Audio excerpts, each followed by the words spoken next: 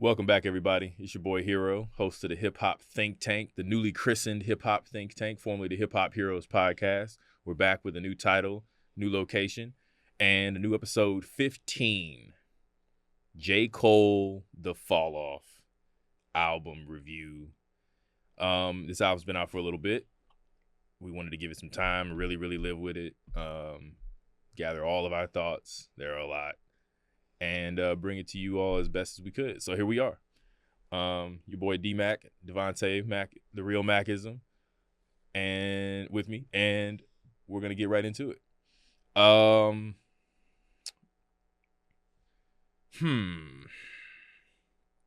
think first, just for any of the new viewers and, those of us that may not recall, one of the first episodes we dropped was a J. Cole album review. I believe it was the off season, pretty early on. So anybody that knows the channel knows we're big, we long time fans of J. Cole. And just to kind of reiterate that a little bit, like, I've been a Cole fan, it seems like half my life, since high school. And I think his albums, first of all, his mixtape catalog is classic. Like, he's got 3 of them Johns, and one to come up, though it wasn't as explosive when it first came out compared to the one from Friday Night Lights, which are universally considered to be classics.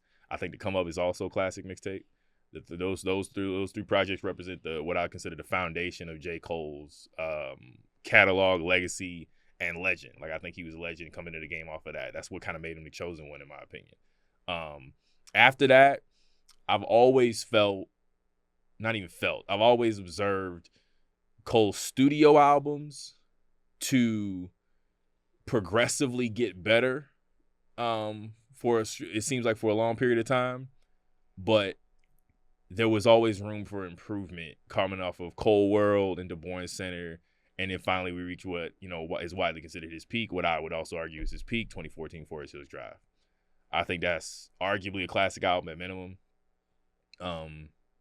But overall, even as a big Cole fan, I've always been looking forward to the album that I thought could stand up to any of his peers' best, in the sense of a skipless project, a 10 out of 10, impactful, influential album, a certified classic. Now, by the same notion, I don't really go into projects in general with specific expectations. I just looked for Cole to improve over time and give us more of himself and more statements. So going into this project, The Fall Off, even with all the hype, admittedly some of it by Cole himself, I tried to avoid specific expectations. But we all are human. We have our biases, but I try to curb those specific expectations. Mostly, I simply wanted statement records and an overall cohesive statement album. And, I would give it its just due. Double disc, obviously. I think 24 tracks. And there's a lot to be said about it. Did you want to give any preview thoughts? Or you want to get right into the track list? Yeah, I'll give a few. So probably what I had in mind before the album dropped, it's like, how he was talking about, oh, I'm dropping this and I'm bowing out. That was my overall, like, all right, so whatever we get, that's what we get. I left it at that. Wasn't really expecting too much, but I would be lying if I did not say I did expect a little bit better. So I'd say that's my initial thought. But other than that, I mean, as far as just in general, did I like the album? I mean, it was cool. It definitely was not his best to me, but it was cool. Yeah, we can dig into that. Yeah. So right off the bat, track 2, the first song,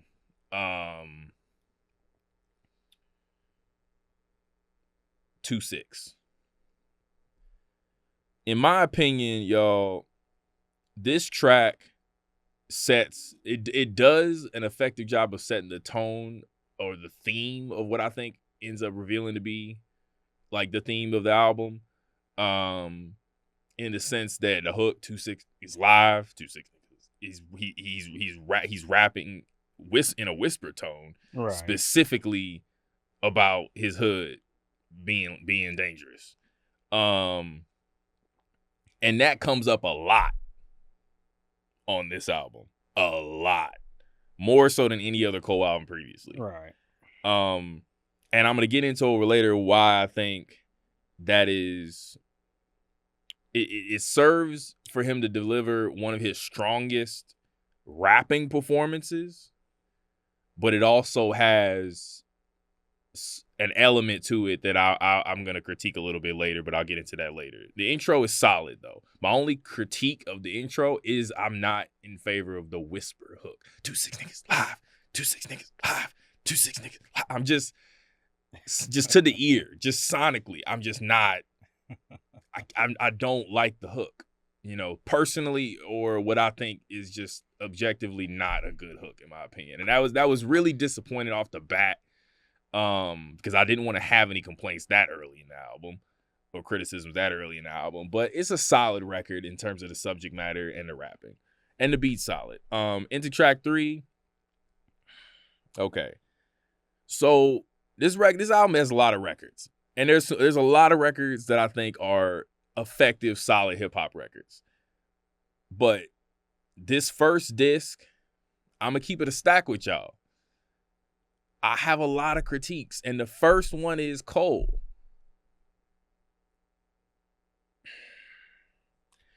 This track, he has 3 verses.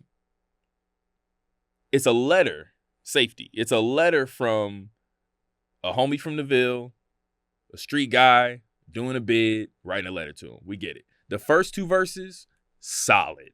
I was excited. I'm like, we in storytelling Cole mode. This is actually what I wanted, because the offseason was like almost all rapping about how nice he was at rapping. Might Delete Later was almost all rapping about how nice he was at rapping. Like, he was doing a lot of braggadocio on those 2 projects and just rapping at a high technical level. So I was looking going into this project like, okay, I just expect statements. I expect something unique. I expect some progression. And this record was giving me that until the 3rd verse. You know what I mean? He's rapping from this perspective of a guy writing a letter to him. And the guy eventually gets to the point where he's talking about a friend of theirs, a mutual friend named Q or K. Hold on, let me double check. And I'm just like, I'll find it in a second. But it's like the guy apparently dies. And the guy that's writing the letter to Cole is like reminiscing about their former mutual friend that he reveals was queer. And he's like dissing him in the record. It's like he's talking about how he wishes he was nicer to him, but he's like insulting the dude as he's rapping as he's writing to Cole. And I'm just like, bro, like I'm just tired of hearing Cole rap about the queer community. Like, I think he just needs to stop talking about gay people, respectfully. Like, he's bad at it. He's bad at it. He's not good at it. Like, it always comes up cringy. Since Born Center, since like the Villuminati intro, you know what I mean, that didn't age well. You know what I mean? That's between you and whoever's dick it is. Like, it's like, bro, like, stop. He just gotta stop rapping about gay people, bro. This shit is cringy. You know what I mean? Because the song was going good, and then we get to where he say it. But that changed soon as he went to college, up there wilding at AT&T, running with fruity types, dick in the booty types, tight pants, switching their hips, painting their nails, so niggas from the Ville had to distance ourselves. Like, bro, like, I get it. Some of the defense I know Cole fans are going to have is like, oh, it wasn't Cole rapping it, or it wasn't Cole saying it. It's a letter from his friend. Like, whether or not this person's even real, and whether or not this is a real story, and that Cole really had a letter written to him from a homie who's clearly still homophobic, like, problematic nature of the rapping aside, without even getting to that, just objectively, the structure of the song is supposed to be This letter is written to him from a homie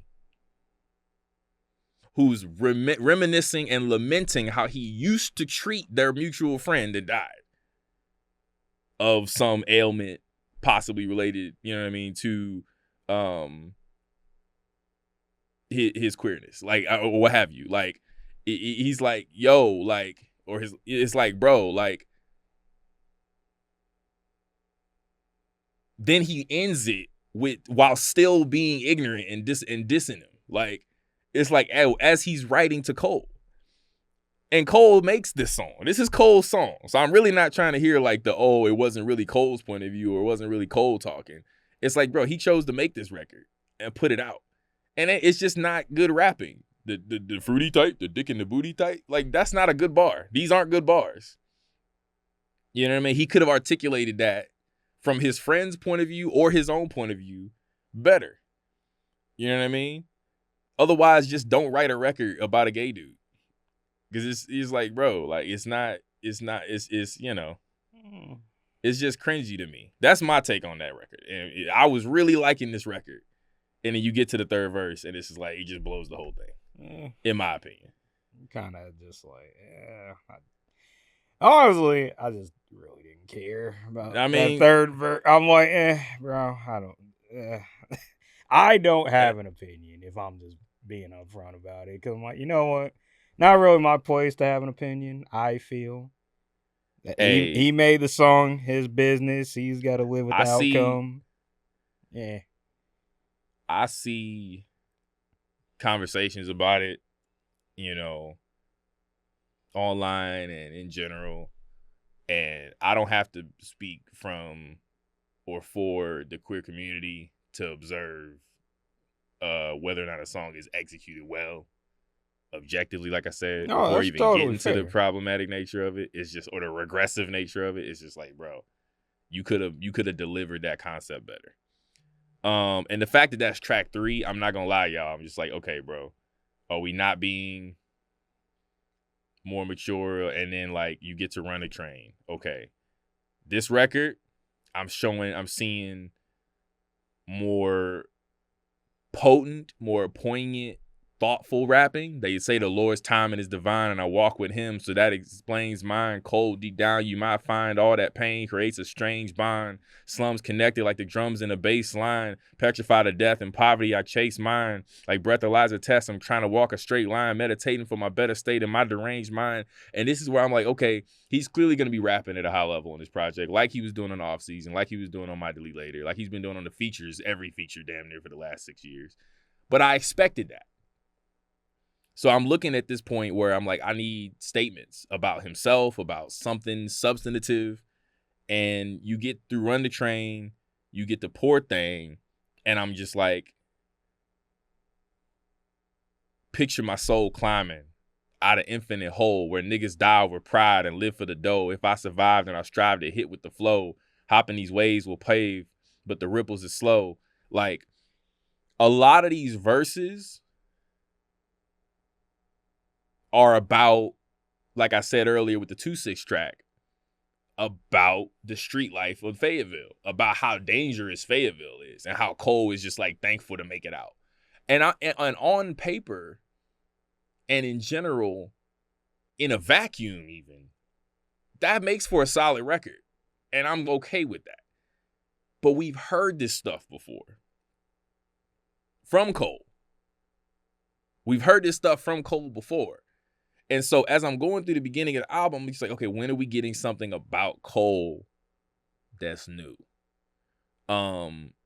Legacy, he does a slight detour from the Fayetteville street violence content. He's talking about a relationship, obviously, or at least a lost or a longing of a girl that he used to want, which is fine. The beat, I think, is solid. Same with Bunts Road Blues. The production is solid. I think Future's hooks on this project are decent, but in particular with Bunts Road Blues, I thought the Tim's verse, I'm like, wow, she sings beautifully, and I mess with Tim's. The placement was off to me. I'm like, okay, I could agree with that. Like, the first half is all Cole rapping, first verse. Then the Future hook. Then Tim's has the entire back half of the song for 2 minutes. I'm like, it feels a little off. So I ain't gonna, as y'all can see, I got a lot of critiques on the first disc. And I wasn't worried yet because it's 24 tracks and I'm okay with the album crescendoing. But then you get to track 8, Who the Fuck Is You, Drum and Bass, and The Let Out. All solid records. And I want to stress this, y'all. I got a lot of notes and a lot of critiques, but I'm not trying to say this album is bad or like, you know, irredeemable. I'm just saying, like, there's a lot of moments where he could have gone deeper. Like, who the fuck is you, Drum and Bass, and The Let Out, back to back to back, are all about Fayetteville street violence. Or he's comparing his rapping ability to street violence in Fayetteville. Like, the whole thing. You know what I'm saying? I'm like, let me pull up some lyrics. Come view the style of the unibrowed Unabomber who maneuvered through the drama with a suit of armor, moving calmer than Buddha ducking funeral parlors. First the hooting and hollering, then the shooting startup. Cue the saga, the root of all the evil ain't the paper with the eagle, but what people would do for dollars. Let off a troop of hollows from German Rugers they used to do for honors. Like, this is almost every song in the first disc, y'all. And I'm like, the rapping is solid. The skill is there. We know Cole can rap well. But as someone with a wide palette of nice niggas, like, I listen to a lot of rappers, y'all. There's a lot of nice niggas out there. There's a lot of people that's nice. And even though Cole is elite, when he's talking all this big cash stuff about his album being the finale of his career, whether or not that's true or not, the fall off is like dropping Reasonable Doubt last, and, you know, I put 10 years into this album. Cole announced this album in 2016, y'all. And normally I don't put expectations, like I said, on albums. Normally I don't put, at least not specific expectations. And I don't buy into hype from an artist or a fan base, or like the fervor around a fan base. But he said he'd been working on this album for a decade, going through multiple cycles with it. You know, and he's lived a bunch of life since then. So at this point, I'm like, all right, I get it. Fayetteville was dangerous. But what else you gonna talk about, bro? Every bar is a part of the murder raft. Call PETA. Then people's chopping a bird in half. And that's my other thing. All of these bars and these verses be about some other niggas doing some shit. Call PETA. Them people chopping a bird in half. As in, these dudes that I used to hang out with or I used to know was drug dealers. Okay, Cole, we get it. You knew some hustlers. Like, he said a lot of that on the offseason, and he was rapping about being dope at rapping on the offseason. And for the record, I love the offseason. Part of it being because it's 12 songs, it's concise. It's the first time we really got a performance from Cole where he's rapping the whole time at a high technical level on a studio album. Because his previous studio albums were very storytelling and conceptual and things of that nature. Hell, he did a whole album. All us Cole fans know this. He did a whole album, For Your Eyes Only, about his friend James that died because he was a street dude. We got a whole album of that. And he's still rapping about how dangerous Fayetteville is. I'm just like, bro, come on, man. I need more. While they mastering scales like they learning jazz. You know what I mean? Just over and over again. Drum and Bass. The title itself is a gun bar. Get up the fuck out my face. What you talking about? I got too much on my plate and I know you can't relate. They show love, but it be fake. Fuck you talking about? Should be covering up the hate. I know how to spot a snake. Niggas tote that drum and bass. Fuck you talking about? Niggas tote that drum and bass. They toting the drum and the bass. Like, we, you know, gun bars and gun bars and gun bars. You hear my words, but got no clue about who I really am. From shark-infested waters, phrases like that make me sound harder and more ruthless, but the truth is that I merely swam out the stolo, semis blam. Semis blam? Who's semis? Not Cole's? You think Cole ever told her to send me? I mean, dog, there's only really one track that I really have opinions on. Come on, man. You Well, gotta give me more than that. No. I mean, Go ahead. we'll get to it. Yeah. That's why I'm just waiting for you to finish. If I'm just being honest. Well, I'm going through the whole album, so feel free to chime in anytime. Oh, okay. No, I got you.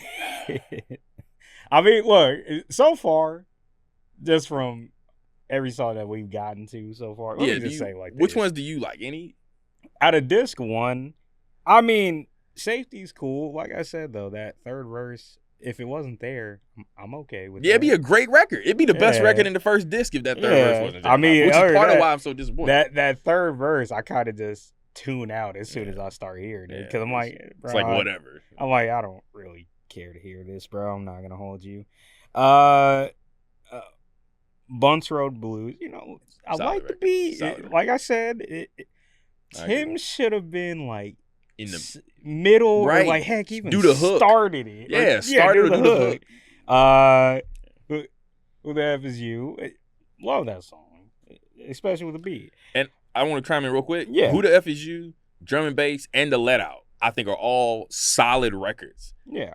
I think they're good hip hop records. Oh yeah. They're just not great J. Cole songs. Right. Because they're not about him. Who survived the let out? Why are we making a whole catchy hook about surviving the spill out of the after party? The club is closing, the DJ say go home, and everybody getting out the club. Dude. Like, and you gotta survive that. Like, I get it, some clubs in certain places can be like rough, but you made a whole song about that? About the nightclub ending, closing? I'm not gonna lie, bro. The one that I really have some critique on is Lonely at the Top.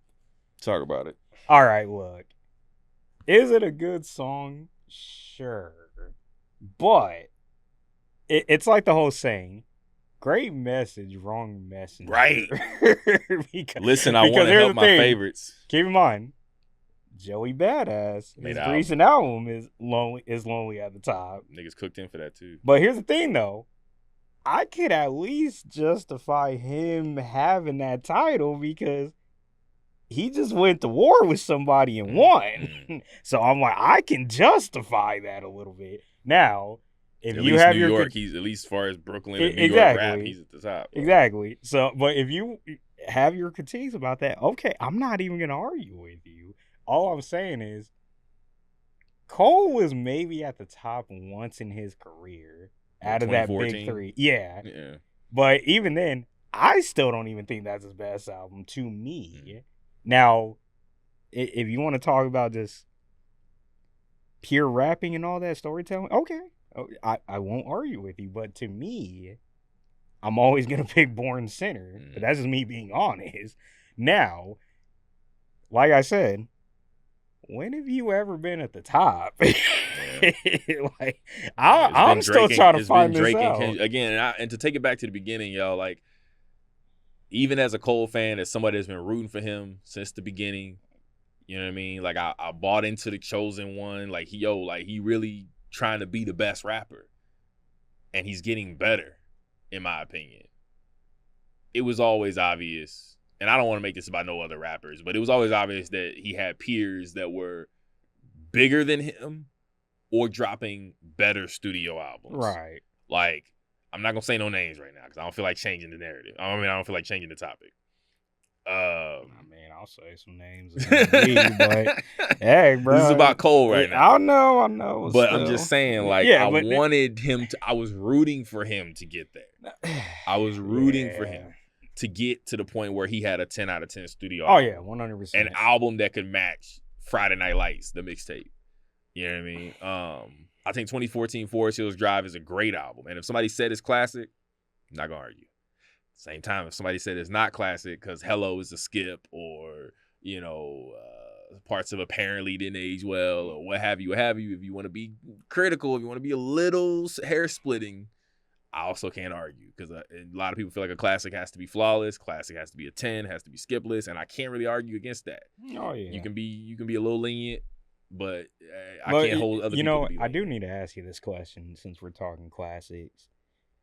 What are the classifications of a project being a dud? Because think if okay, go ahead. I think if it's almost like getting a grade in school. Like if you out of a scale of 1 through 10, if an album is below like a 7 out of 10, it's mid to me at best. Okay, no, I can agree. And anything below that is bad. Like it's below average. Like some people might say 5 out of 10 is average. I don't think so. On a scale of 1 to 10, I think most hip hop albums, like the average hip hop album, is like in the 7 range. I agree. That's actually what I rated the Fall Off, a 7.5. In my opinion, we'll get more to that. Yeah. Scale numbers and whatnot.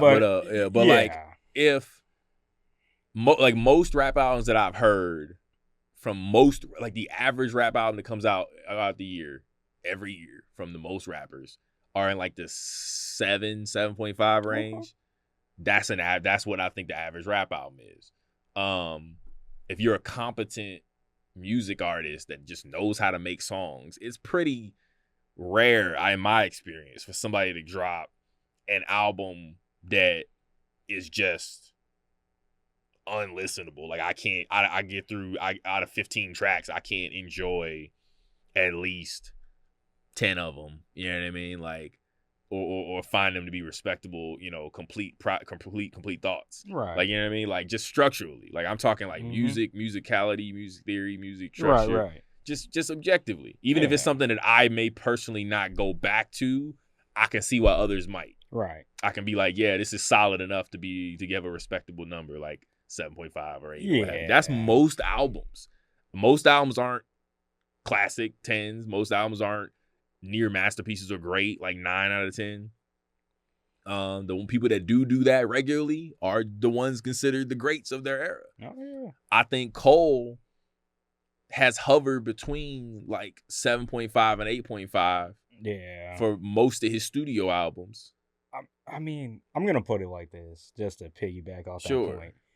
He's always been the guy. We know he can get to that level of being the great, but he always falls short somehow, some way. He raps at a high level, especially in the last 6-7 years. Since he started, like he said it again with I went to the off-season tour, and he had this documentary about this mini doc about how he trained to get better as a lyricist. He did drills every morning. He was writing 16s every time he woke up.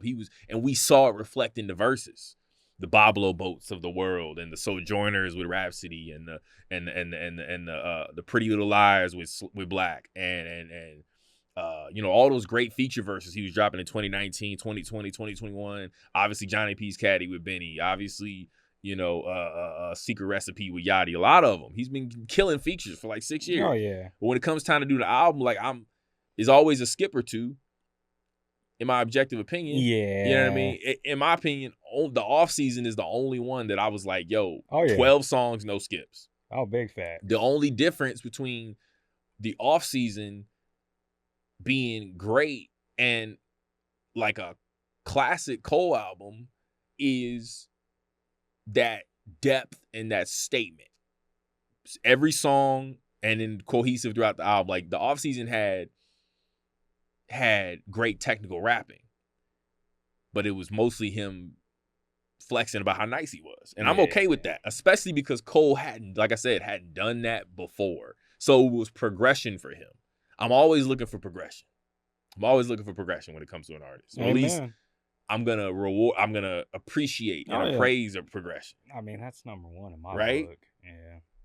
I mean, I don't know. If Cole doesn't do that, I got to be noted. I'm going to note it. And in this album, I'm going through this first disc, and I'm just like, I'm not hearing progression. Yeah. I'm hearing him rap about how nice he is and compare it to to Guns. That first disc kind of, and I'm just like, it was bro, called The Fall. I'm like, bro, if I'm just being honest. So that first disc was rough. Yeah, I'm not gonna hold you. Now the second disc, I remember we had talked a bit, and I told you it's something about that second disc. Like I started noticing something, and that's when it popped in my head.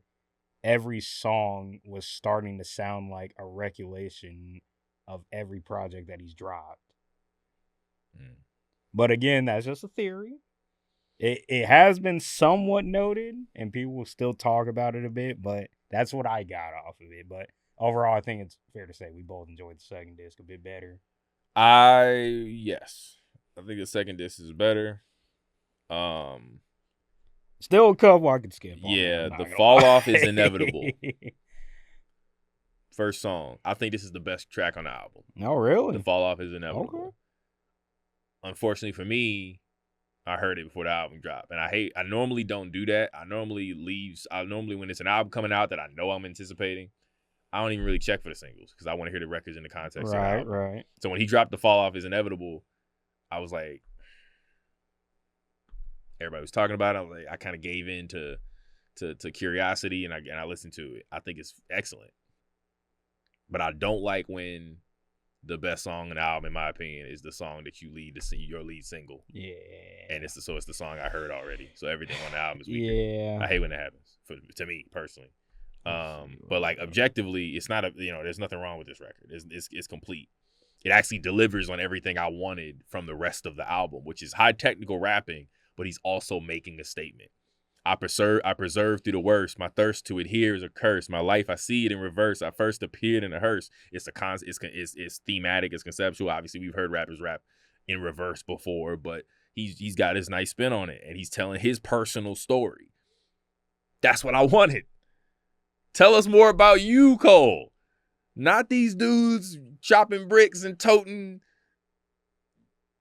all the semis and all this other stuff. I'm just like, for the love of God, Cole, why is the 2-6 being dangerous the theme of this whole album? It's supposed to, where's the J. Cole in this album? No, trust me. I sat there the whole time like, are you even rapping about yourself? At all? Like, and I'm like, bro, like... And that leads me to another song. I like street shit in rap albums. I'm a Griselda fan, but these niggas went to jail for the shit that they rapping about. Like, I understand. Amen. I understand if that's your life.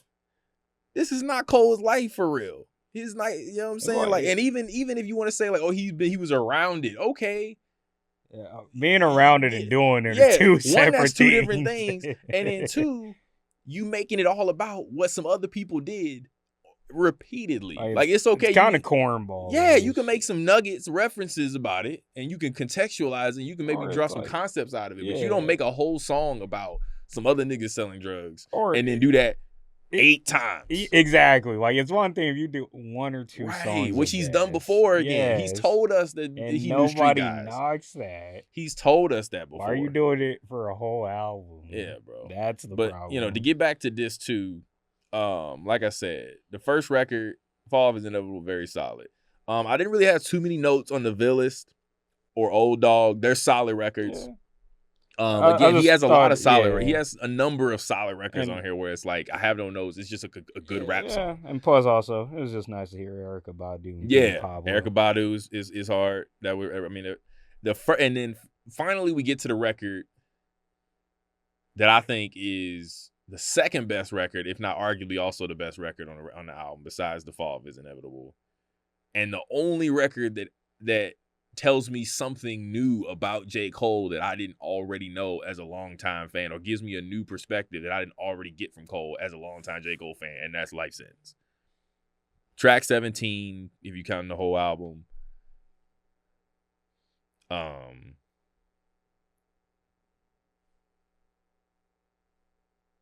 It's about his perspective with his marriage. And I respect that. You know what I mean? He's rapping about his wife. You know, he's rapping about his relationship with his wife, you know, and I'm like, finally, a new development from his life in the past decade. Oh, yeah. I'm like, bro, this man went off and became a professional basketball player. This man has started businesses. This man and got raising kids. He doing all this stuff that we can see in like headlines. On social media and clips on IG, but he ain't rapping about it. And I'm like, bro, come on, bro. What is this? Yeah. He went back to Fayetteville and was like, yo. All of a sudden, I want to be hard. Yeah, bro. What the fuck? This shit crazy. I mean, bro, I ain't even trying to knock the dude for real, but it's just cornballish to me. Man. And I've loved Cole for so long, guys. This is not enjoyable to say. Like, for me to criticize him this much. The definition of a rider, the one by my side when I had not a dollar to my name before a crowd would holler for Jermaine. You saw potential. Yes! Yes! Thoughtfulness, introspection, fresh concepts waiting on you to hit my line was suspenseful. Back when we was kids, this was simple. Boy likes girl, girl got a man, boy stays in his lane, maybe provides a friend. Like, this is my favorite record from the album. Now that I'm really thinking about it. Life Sentence is my favorite record from the album. It's the best record from the album. Life is Inevitable. The Fall Off is Inevitable is the best rapping performance, and it has the it's probably the best verse because it's all one verse. But Life Sentence is the greatest record on the album. And I'm actually gonna really get into this a little bit because I want to appreciate Cole's most thoughtful record on the album. The puppy love had grown and now it's full blown. Since childhood, I vowed to have a good home, white picket fence with a wife cooking, yellow rice for a couple kids that's nice looking, as I promised to treat her right. Unlike what I had seen in my life as examples, marriage in shambles, and I can tell I found a real one, smart and loyal and real pretty. We can build something. Like, this is an ode to his wife, and this is like, he's never done this before. A whole song dedicated to his girl. He was rapping about stepping out and running through chicks for 3 albums like before. And he finally gives, like, yo, the girl he's been with this whole time, he finally gives her some love. I'm like, okay, cool. Like, development, growth. You know what we call that? Growth. I'm like, yo, this is real. And then again, like, Only You is solid. Man Up Above is solid. I Love Her Again. Why is this nigga always talking about old, like, relationships jump off?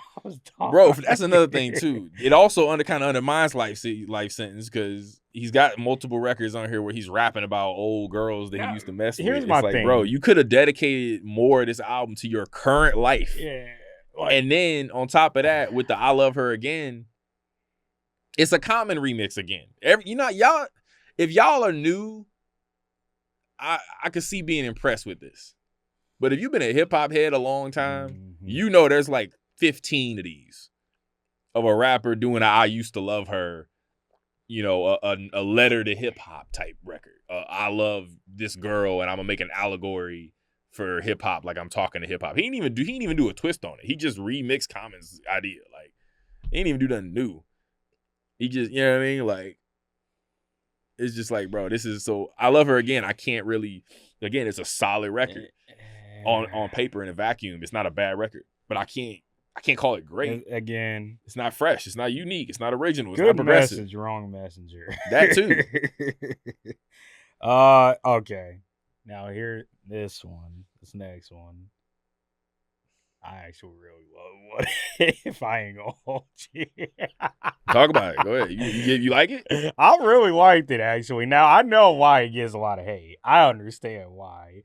But talk about what you like about it first, because I would love to hear some J. Cole appreciation. So I've been just cooking them. I ain't gonna hold y'all. No. I got nothing. Oh, I know. Okay, so here is my thing. When I first heard it, I didn't realize what he was actually doing because I just wasn't in the right mindset to actually sit there and listen to it. But then as soon as I realized and kept running it back, I'm like, okay. So he's talking in the perspective of Pac and Biggie, saying they wish they could have squashed it, basically. Okay, not a bad concept. Now, problem is, J. Cole's kind of corny at times. Concept itself is like, no. But here's the thing, though. Here's the thing. I can understand that totally. I can understand that point totally. I'm not even arguing against that. Again, on paper, it's not a bad record. It's a solid exactly. record. But I sat there and said, okay, let me put aside my thoughts of Cole for a second and just listen to it. Plus, also, too, I wish we could have got more of Murray, honestly. That's another note that I have. I really felt like Murray could have had a lot more on this track. And not only like Morray specifically, but just before I even, because I don't want to, again, not specific expectations. I don't even have to say, I don't even want to think like it should have been Morray specifically, but anybody could have done better melodic hooks on this album than Cole. Like when he's singing, when he's really trying to go for it, shit is not it. He's not a great singer. Exactly. So why he insists on doing like half the hooks is crazy to me. The melodic like the whole hook thing. I give the effort for trying, but there's a point you have where, resources. Exactly. But also too, Paul Black. Thank you. But also, bro, if you've been getting critiqued about this for years, beat picking and hooks. Yes. Like for one, and I'm probably jumping the gun here, but my biggest problem with the entire project, bro, you don't gotta produce all your own beats. Get on somebody else's beats. Another reason why I really appreciated the off season. Exactly. The off season is like a 9 out of 10 to me, y'all. Like that's a very solid project. Yeah. I have almost no notes on off season. It would have been a 10 in my opinion, or an arguable classic if he just took it that one step further and gave us an update on his life, like made statements about specific topics that relate to his life. Exactly. Kind of like how he did on Sacrifices with Revenge of the Dreamers. Yeah. He was having another son. Mm-hmm. Like, yeah, he's dropped little nuggets about his life on verses throughout his life, throughout his career. But you have to go to like Forest Hills Drive to the last time we got a whole album right about Cole's life. 4 Your Eyes Only is about James. KOD is whatever he was trying to do. Yeah. No, I mean, it's like, I get it more now that I'm older, but it's like, nah. Bruh. You talking about KOD? No, I get what he was trying to do. I got it when it came out, but no. You got to think, I was like just fresh out of high school. So it's like, but it's like, he was trying to make a version or a commentary on the current landscape, the current generation. You know. I mean, just the problem with the fall off is like, bro, like you have so many resources. You don't need to do everything on your own. Yeah. And I'd probably say that's probably one of my biggest gripes with his entire rap career. It's like, okay, trying to do all his own beats, exactly. trying to do everything himself. Like, cool. Like he said, like he used to comment about not collabing with anybody. He just started collabing with people after like KOD. Yeah. Like, here's the thing. Cool. You can do all your own beats. And this is probably going to be a very hot take. Just throw another nigga's name in here.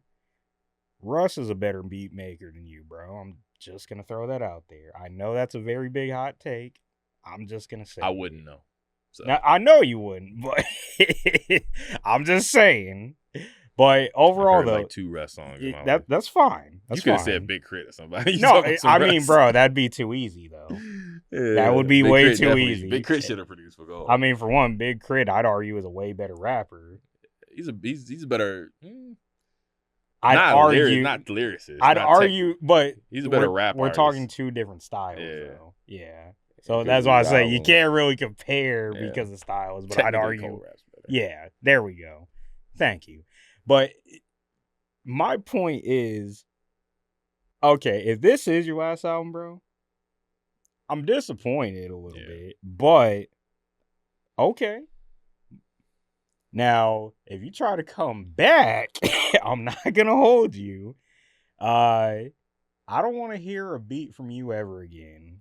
I'm just going to be honest. Somebody else need to be the beat maker. Yes, absolutely. Which is, again, another reason why I respected the offseason. He outsourced the production. T-Minus is all over that album. I think Cole did like a couple beats on the offseason. Yeah, and he did some great ones. But again, a couple, he can, put his best foot forward on 1 or 2 or 3 beats, and you good. Give the other 8 slots to somebody else. Actually, my other thing, buddy, let your features do more. Yeah. Like, you don't have to be the main point of the song all the time.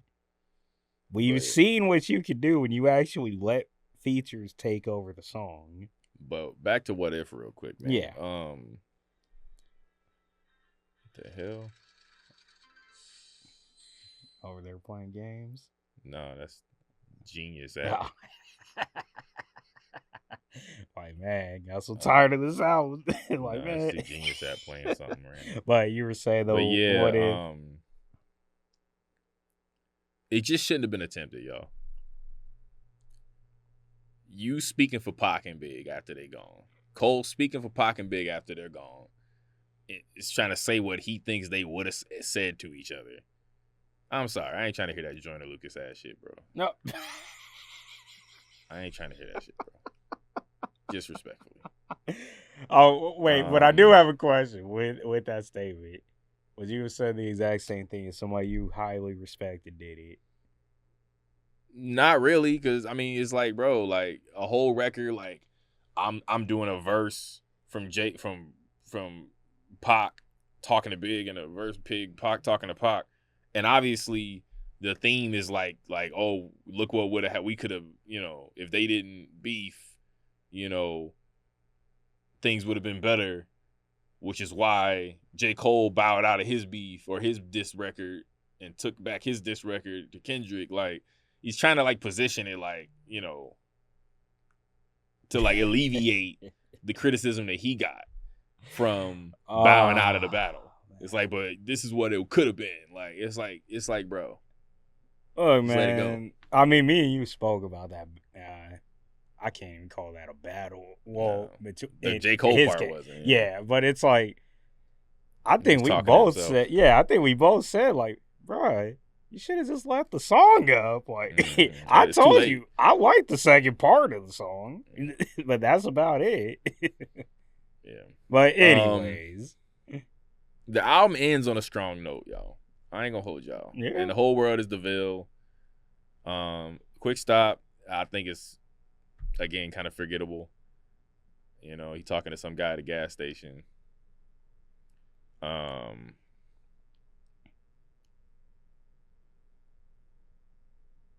But it didn't really impact me, to be honest. To my overall thoughts, like I said, is the fact that Cole's rapping at a high level in this album. Technically, you can't really tell Cole nothing. He's skilled at that. He's completed that. But the beat production, the beat selection, the hook selection, and the subject matter choices leave these records, most of these records, as decent to good records at best, with a handful of noticeable missteps. Like, I would say there's like 6 skips out of 24 tracks. Which again isn't bad. May not even be below average overall in the grand scheme of things. But is it great? Is it one of Cole's best? Nah, a lot of his fans, at least online, seem like they feel it is. I know a lot of his core fan base feels like he does no wrong. You know what I mean? If he's your favorite rapper and you just enjoy personally everything he does, I can't take that away from you. But from an objective standpoint, I can. I'm just like, yo, I've always been critical, even as I consider myself a big J. Cole fan. Like, I seen him live. I support all his projects. I listen to all his work. I go back to his work. But when I'm comparing it to the field, I've always said, yo, he has room to improve. His beat production could get better. You know what I mean? For a while, it was his rapping could be better because he wasn't post Friday Night Lights, which I think Friday Night Lights was his best rapping performance across the whole project until you get to the off season. A decade later. Mm-hmm. For a while, he had room to improve lyrically, and he acknowledged that. He openly acknowledged that. He was like, yo, I could be better as a lyricist instead of only telling these stories like I'm doing on Cold World, you know, or Born Center or Forest Hills Drive or For Your Eyes Only or KOD, these concepts or these stories, trying to get these messages across. I can switch gears and just rap at a high level because people trying to talk like I can't, like I'm not that guy. He gets really braggadocious in the 2020s. as we've seen. All I was looking for was him to combine the two. Take the storytelling and the messages that made him so often compared to Kendrick throughout his generation. I know I said I wasn't gonna name drop, but I'm gonna name drop a little bit.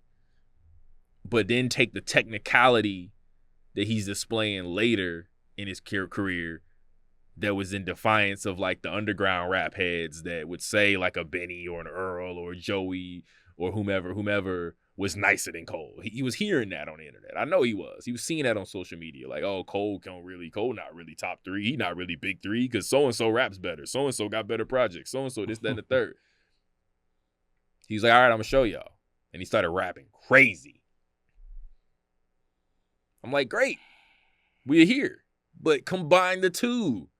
Take the subject matter statements, take some unique subject matter, some unique, thoughtful life experiences, combine it with the high technical rhyming and wordplay for 12, 15 songs, and we got J. Cole's best album ever. He's never done that. He hasn't done that since Friday Night Lights. It's what we've been wanting. And I thought the fall off was going to be it. And I'm like, yo, this is like a 7 at best. I might be leaning 6.5, to be honest. Because I mean, like I said, I gave it 7.5. But I mean, plenty of things to critique. But so yeah, you know what? Let me do my quick calculator real quick. Hold up. Yeah, for sure. What's 19 divided by 20? What is it? 24. How many songs on here? Buddy, you were asking the wrong dude. How many skips? What did I say? 6 skips? Yeah, I could actually 6 to 7 for me. What I say? Hold up. So safety is 1.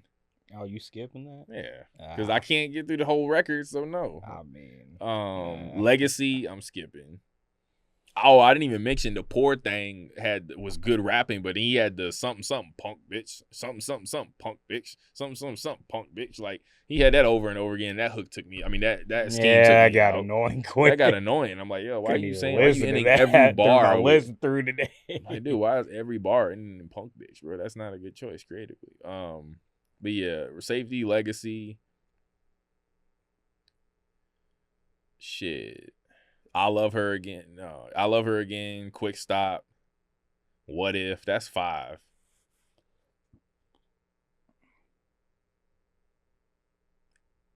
And 2-6. I don't even know. Like I might skip that too, just because I don't like the hook. So, and that's how many songs on this album? If we don't even if I don't count the bonus track. Or the intro or the skits. So that's 12, 20. So 14 out of 20.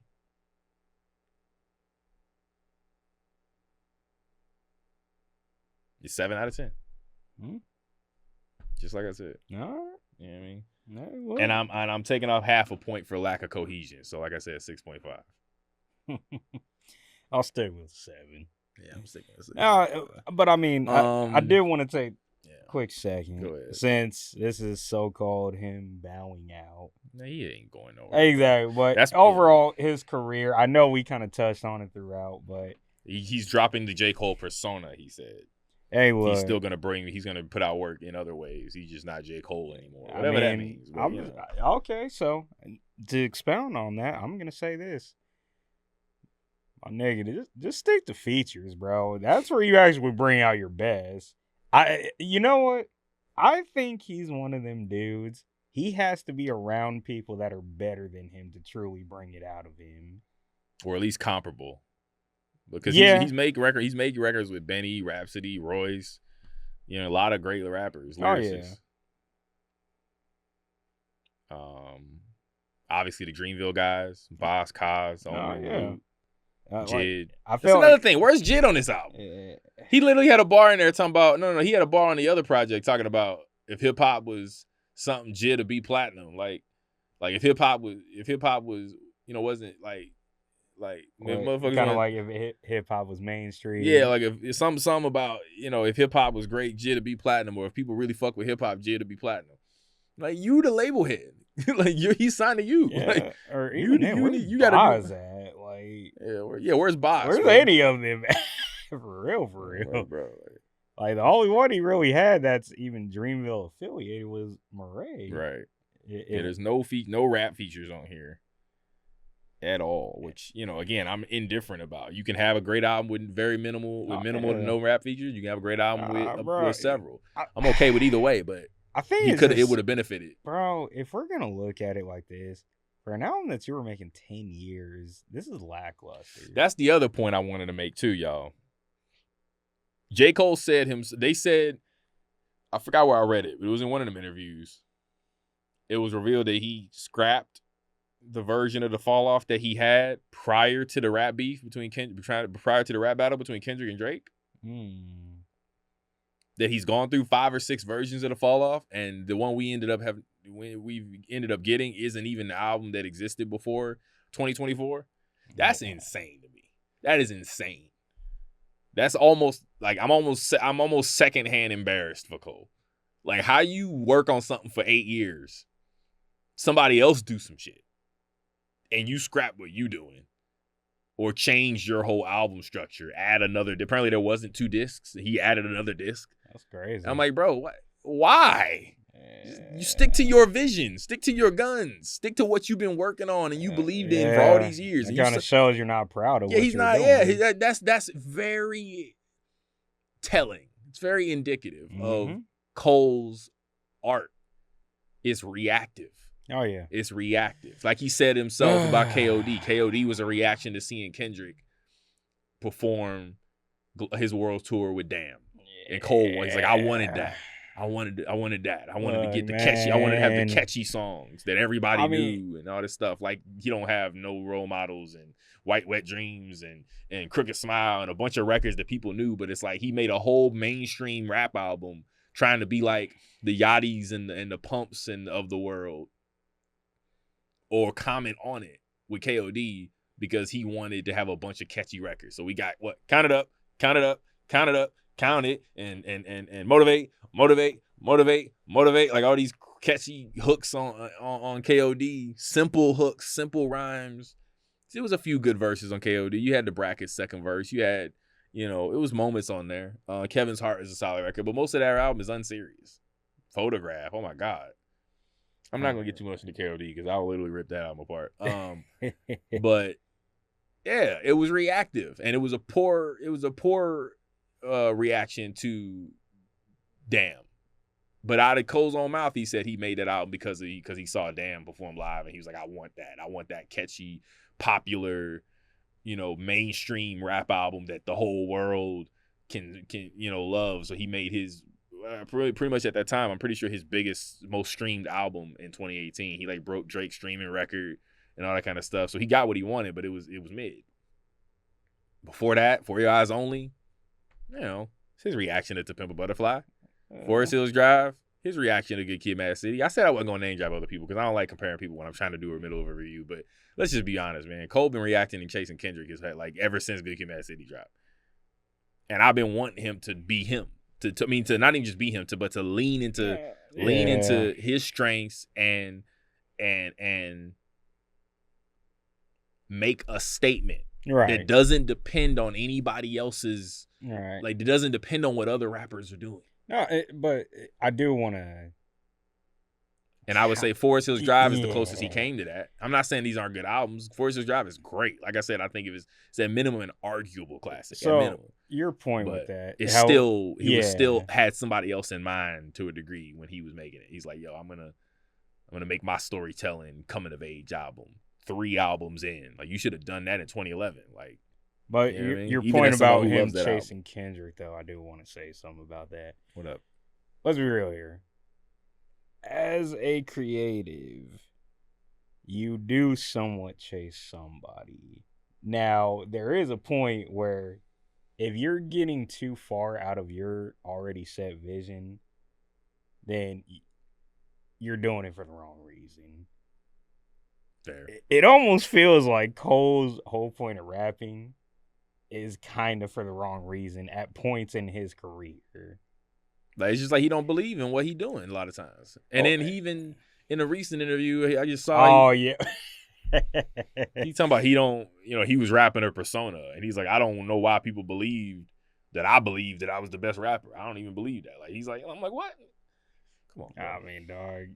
Rap is competitive. Now his fans that were invested into the idea that he's trying to be the best and thinks he's the best, and they believe he's the best.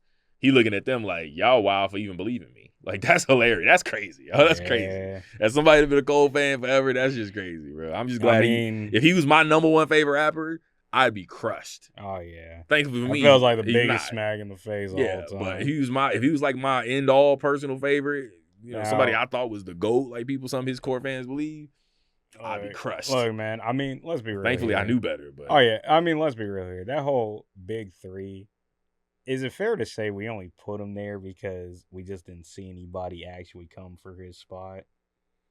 I wouldn't say that. I wouldn't say that far. Okay, how would you say it? I would say he was big three because he checked the same boxes that the other two checked. No, I think that's a better way to put it. In a mainstream sense, like on a mainstream level. And we talked about this on the video when we do the breakdown of the big three. We have a whole episode on that if y'all want to go back about what makes the big three. But link will be down below. Yeah, it'll be below. But like, it's like, yo, like Drake, like Kendrick, J. Cole was hand chosen by a previous generation great. He was anointed. He was appointed. He was chosen. He was signed to a major brand that he was a flagship artist for a label that was positioning him as one of the greats of his generation. And he had the classic mixtapes. He had the tapes. That's the thing. He came into the game as the chosen one. He came to the game with the work. He had the warm up in Friday Night Lights, and everybody was like, "Yo, Cole's he's gonna be one of them ones." Well, actually, let me ask. You think after he said what he said about can't believe y'all was actually believing that I was the best? I thought I was the best rapper. You think Jay heard that and was like, I knew I should have chose Wale?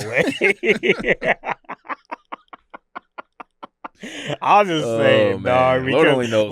Look, all I'm saying is when Wale dropped that bar, a star was born and I died in the womb, that kind of told me, I'm like, yeah, he better. I'm sorry.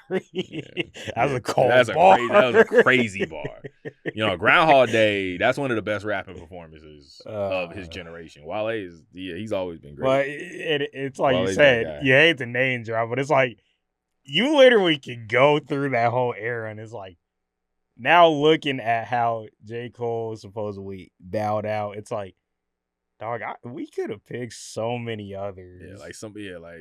If Big Crit had the major label backing and support and the clearance, sample clearances, and he didn't run into all the issues that he did in the industry. Big Crit could easily have been.